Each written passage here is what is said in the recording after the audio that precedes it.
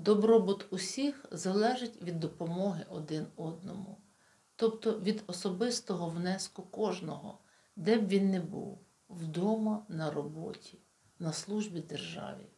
Натомість навіть тут хочеться жити за чужий рахунок, послаблюючи свою родину, державу. Іти назустріч один одному, прагнучи порозуміти заради загального блага і майбутніх поколінь, це не пафос, це реальність сьогодення.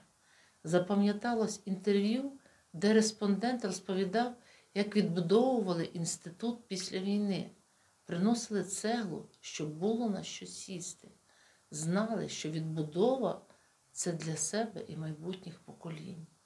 Нині робити вигляд, замість того, щоб по-справжньому щось робити, нечесно по відношенню до майбутніх поколінь.